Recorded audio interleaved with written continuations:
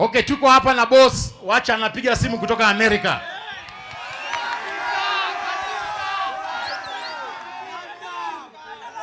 Hello boss.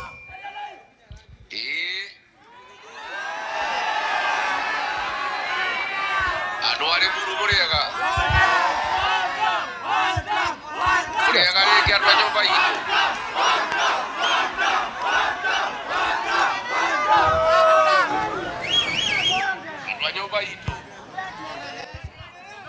Ongeza volume. Okay. Your Excellency, unaendelea? Uliokuwa nyumba. Gaidi nyingi kuma kwa Amerika. Namwaga irio ria thungu. Kou no munyitireire. Murauga atia kuku.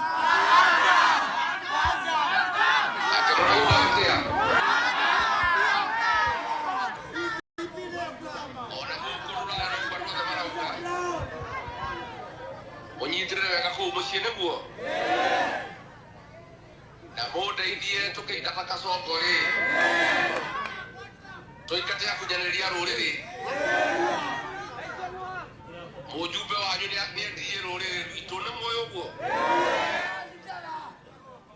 nĩ mwĩrĩra ndokĩte ngarariga nĩwe watũmĩte mĩkora ĩnjũrage nĩ mũkũrũgama na mheshimiwa Mwathi